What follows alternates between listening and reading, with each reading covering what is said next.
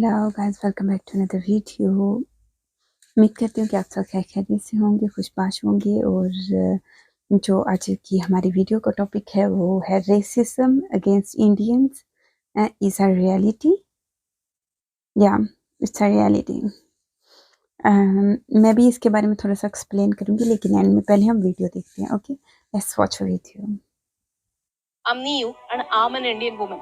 हम इजिप्ट में हैं और यहाँ पर एक 5 स्टार होटल में एक इंसान ने मुझ पर स्पिट किया। हमने और इंडिया को गालियाँ दी and this is how we fought back. इस कहानी में रेसिज्म है, इंडिया के लिए हेट्रेड है और कुछ सवाल होटल के लिए, दूसरे देशों के लिए और आपके लिए। शुरुआत से कहानी बताता हूँ। हम कायरो में, कायरो इजिप्ट के कैपिटल है। कुछ दिनों पहले हम इजिप्ट में COP27 यूनाइटेड नेशंस का एक इवेंट अटेंड करने के लिए आए थे। उसके बाद हम कुछ दिनों के लिए कायरो में ठहरे और वो भी मैरियट जैसे अच्छे होटल। ये एक 5 स्टार होटल है। हम ऐसे अच्छे महंगे वाले होटल में क्यों रहते हैं?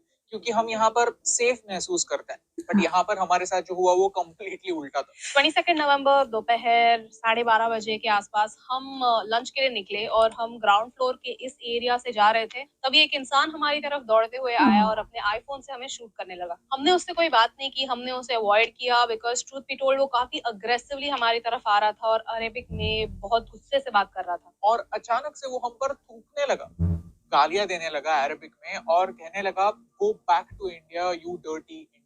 He said, I will send you back to India, go out from here and go back to India. It's like ये शब्दों में एक्सप्रेस करना काफी डिफिकल्ट है, बट जिस तरीके से उसकी बॉडी लैंग्वेज थी, जिस तरीके से वो हम पर ऐसे चार्ज होकर आया and he was continuously shooting us with a phone and speaking in Arabic.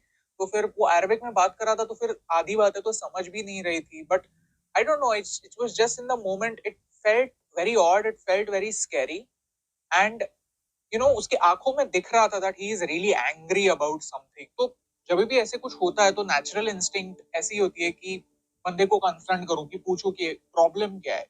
But new stop me over there, she just held my hand and we went out from.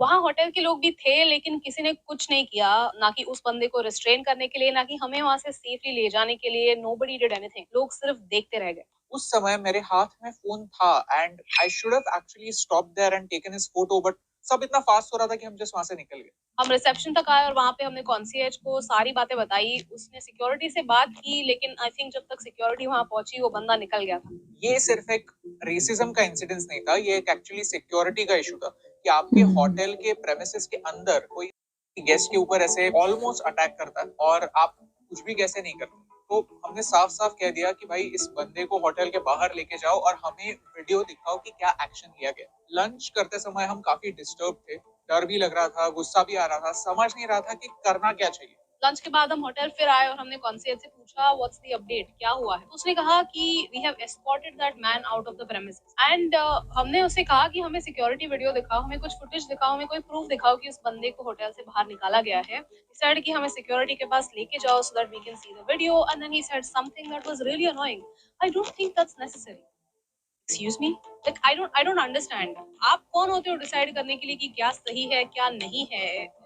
Like who are you to decide? For all I know, he could just be roaming around in the hotel. At this point हमारे पास दो options थे। Option 1 कि जाने दो, इतना झंझट कौन लेगा, और ऑप्शन 2 कि फाइट बैक करो। हमने वहां के उस बंदे से कहा कि we want to talk to security and he said कि सिक्योरिटी हमें आधे घंटे में कॉल बैक करेगी, आप रूम में जाओ। ये सारी बातें रिसेप्शन के आसपास हो रही थी, तो ऑब्वियसली उसे यही चाहिए था कि हम वहां से निकल जाए, वहां पर कुछ बवाल ना करे, बिकॉज वहां पर फॉरेनर्स थे, व्हाइट पीपल थे और उनके सामने होटल की और इजिप्ट की इमेज बर्बाद नहीं होनी चाहिए। So हम रूम में गए एंड कुछ टाइम बाद हमें सिक्योरिटी का नहीं, हमें कस्टमर सर्विस का फोन आया। तो कस्टमर सर्विस के रिप्रेजेंटेटिव ने हमें कहा कि वो बंदा एक सऊदी अरेबिया का इंसान था और उसे एक हिस्ट्री ऑफ मेंटल इलनेस है। उन्होंने कंप्लेंट सऊदी अरेबिया के एम्बेसी के साथ लॉन्च की है एंड सऊदी अरेबियन एम्बेसी वाले लोग आके उसे ले जाएंगे होटल से। And you know what, she said something very interesting कि उस बंदे को मेंटल इलनेस की एक हिस्ट्री है एंड होटल को ये पता था और वो उस बंदे की एक्टिविटीज को कल रात से ट्रेस कर रहे थे, ट्रैक कर रहे थे। लेकिन मैंने कहा कि जब वो हमारी तरफ आ रहा था ऐसे अग्रेसिवली, तब वहां पर तो कोई नहीं था, तो आप कैसे ट्रैक कर रहे थे कि वो कहाँ जा रहा है, किसी से बात कर रहा है, क्या कर रहा है। So now let me tell you कि हमने कैसे सिस्टम का इस्तेमाल करके फाइट बैक किया।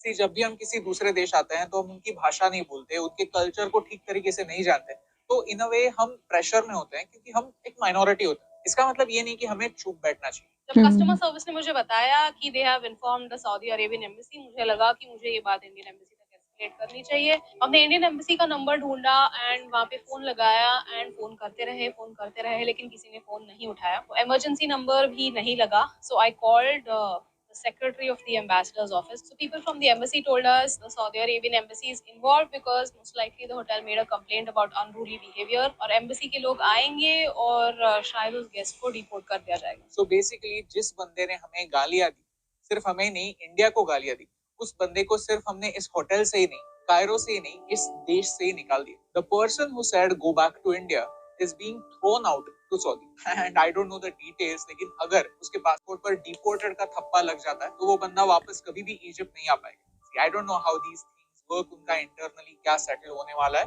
that we honestly don't know और हम कुछ कर भी नहीं सकते। But this feels like victory. Why this video? हम ये वीडियो क्यों बना रहे हैं? आपसे सिंपैथी लेने के लिए बिल्कुल नहीं। हमने इसके बारे में बहुत सोचा एंड वी थॉट 3 रीजंस हैं। नंबर 1, आपको ये बताने के लिए कि इंडियंस के अगेंस्ट रेसिज्म होता है, वेस्टर्न देशों में ही नहीं अरब देशों में भी होता है। एक कॉन्वर्सेशन स्टार्ट करने की जरूरत है। हमें आपसे ये पूछना है कि क्या आपके साथ, आपके किसी परिवार वाले के साथ या फिर आपके किसी दोस्त के साथ कोई ऐसे रेसिज्म का इंसिडेंस हुआ है या नहीं। अगर हुआ है तो please tell us in the comments below and start a conversation. लोगों को ये भी बात पता चलनी चाहिए कि इंडियंस भी रेसिज्म का शिकार हो सकते हैं and that it is a reality. Number 2, इस रेसिज्म के अगेंस्ट लड़ने की जरूरत, और लड़ने का मतलब हाथापाई करना नहीं, हमारे पास क्या टूल्स है उनके बारे में जानना और उनका सही इस्तेमाल करना होता है। आज अगर ऐसा ही कुछ किसी अफ्रीकन अमेरिकन के साथ होता है तो वो लोग अवेयर हैं, वो लोग जानते हैं कि इससे फाइट बैक कैसे करें, खुद को प्रोटेक्ट कैसे करें और कैसे एक्शन ले। लेकिन हम इंडियंस अवेयर ही नहीं है कि ऐसी चीजें होती है। हम सिर्फ ऐसा समझते हैं कि ये सिर्फ इक्का दुक्का केसेस हैं जो सिर्फ मेरे साथ हो रहा है and it's not that common. So what's the point? We feel कि अगर हम इसके बारे में बात करेंगे तो लोग बोलेंगे कि अरे यार तू क्या इसके बारे में बात कर रहा है, इतनी छोटी सी बात है, भूल जाए इसके बारे में। हम यही सोचते हैं और यही शायद हमारी गलती है, क्योंकि लोग हमारे इस चलता है एटीट्यूड का गलत फायदा लेते हैं and this needs to stop. जब तक हम हमारे राइट्स के लिए खड़े नहीं होंगे तब तक दुनिया नहीं बदलेगी। सी आज भी ऐसे कई लोग हैं, काफी इंडियंस भी हैं जो हिंदूफोबिया को फेक मानते हैं, लेकिन जब कोई ऐसा एक्सपीरियंस होता है तो समझता है कि yes, racism against Indians is also common.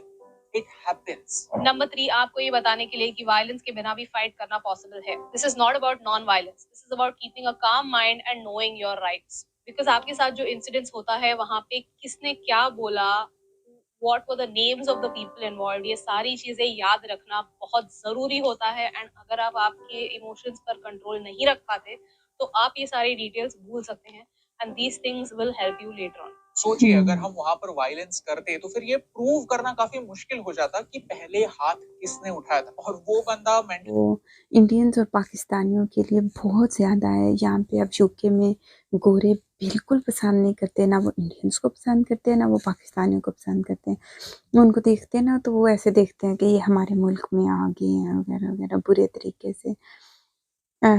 एक दिन क्या हुआ था कि ना स्टार्टिंग में जब मैं इधर आई तो मुझे नहीं पता था कि जब हमने रेंट पे घर लेना है तो हमें क्या करना होता है। तो मेरे भाई को जो है ना वो घर चाहिए था, हमारे पास तो था, हमारे अभी हम आए थे तो हमारे पास तो था, और जब मेरे भाई को चाहिए था ना तो मैंने देखा हमारे घर के सामने वाला एक घर है, उधर ना कोई काम हो रहा था, लाइक प्लम्बर्स वगैरह जो है ना वहाँ पे काम कर रहे थे। तो मैंने सोचा जाके उनसे पूछ लेती हूँ कि घर रेंट के लिए खाली है कि नहीं वगैरह वगैरह। मैंने नॉक किया, एक आदमी जो उनसे ना इतना सा दरवाज़ा खुला हुआ था, मैंने ऐसे देखा, वो जो गोरा निकला उसने get from my house, because मैं तो उसके घर में एंटर भी नहीं हुई थी, मैंने तो जस्ट ऐसे करके थोड़ा सा देखा था कि कोई है, नॉक किया ना तो अंदर वो काम हो रहा था, उनका जो नॉक करती हूँ कोई आएगा, लेकिन वो इतने बुरे तरीके से बोला और मैं वापस आ गई। और फिर नेक्स्ट डे उसकी वाइफ आई, उसने मुझे कहा कि तुम मेरे घर में क्यों आई थी, क्या लेने आई थी ना, उसने मेरे से इतनी तफ्तीश पूछी। फिर मैंने बताया कि मैं तो यहाँ पे नहीं हूँ, मुझे नहीं पता कि ऐसा कुछ होता है, तो वो यहाँ पे काम हो रहा था तो मैंने सोचा कि मैं पूछ लेती हूँ। तो खैर मेरे से गलती हो गई, आई एम सॉरी। तो फिर जाके उसने मेरी जान छोड़ी थी, वरना तो वो मेरे पीछे पड़ी हुई थी। अच्छा चले, खैर, अगर आपको वीडियो अच्छी लगी हो तो वीडियो को लाइक करना, मेरे चैनल को सब्सक्राइब करना। अगली वीडियो में फिर मिलूंगी, तब तक अपना बहुत ज़्यादा ख्याल रखिएगा, दुआओं में याद रखिएगा। Okay, bye bye.